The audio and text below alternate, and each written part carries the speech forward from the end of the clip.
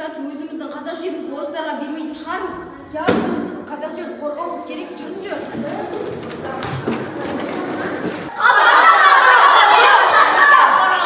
Бұл көртемізсіз кім басқан? Бізге әділеттілік керек. Неге қазаққа қазақ берілмейді? Қайдағы жоқ орыстан келген нес?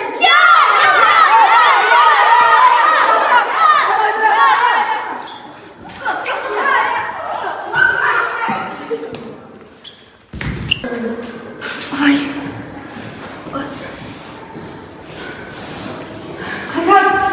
Қайрат, тұршы. Сабира, тұршы, Сабира. Ербол, тұрыңдар, шпарықтарың.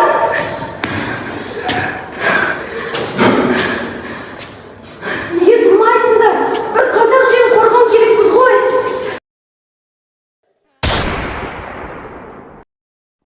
Желтоқсан құрбандары 1986 жылы Алматыдағы бейбіт шеруге қатысып, бірақ қатыгездікке ұшыраған қазақ жастары. Олар әділдік пен еркіндік үшін күресті.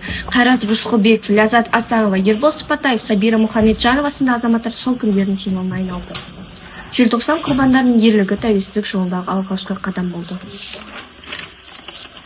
Қайрат Рысқұлбеков 22 жаста желтоқсан оқиғаларына қатысқан үшін 20 жылға сотталды. Түрмеде асылып өлген, өзі асылды ма немесе оны өлтірді ме белгісіз.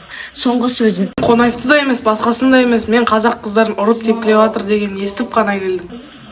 Сабира Мұхамеджанова 16 жаста Өскеменде тұтқынға алынды. Бүкіл кінәні өз мойнына алған. Милиция тергеуінен кейін терезеден секіріп өлген. Өлімі жайлы іс жүргізілмей тез жабылған. Соңғы сөзі: Бәріне кінәлі мен, алаңға мені көтеп апардым. Оларды оқу орнынан қумандар, шеруді де мен ұйымдастырдым. Ербол Сыпатаев 22 жаста қазақ қыздарын милицияларын ұрып жатқанын көрген соң барып қыздарды қорғаған. Осы үшін милиция өкілдері оны күрекпен аямай ұрған. Алған жарақаттардан ауруханада қайтыс болды. Соңғы сөзі: Бұл елде әділдік деген жоқ.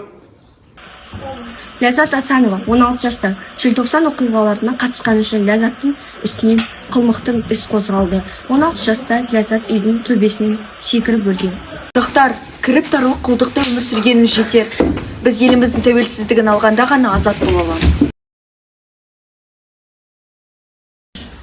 Қызым, сен үніңді өшірамады, жаның жас болса да рухың биік еді. Сен бізге ғана емес, бар қазаққа аманат болып қалдың. Алғызымыз едің, арманымыз едің. Ел үшін ер болдың, біз үшін мәңгі сағыныш болып қалдың. Сен ерлігіңді ұмытылмайды балам. Балам, әділдік етіп шықтың, шындық деп жаныңды қидың. Сен атын біздің жүрегімізде мәңгілік қалатын жара. Бірақ сол жара халықтың үміті болып қалды. Қызым, сен нәзік жүрегімен әділеттілікке қарсы тұрдың. Бірақ біз сені аман алып қала алмадық. Сенің атың тазалық пен батырлықтың символы болып қалады. Ел тосқан түрді келетін мүлде жайдарлы, сол жылы бірақ әдеттен жырақ көрінді шынық айбарлы. Тоңдырды менің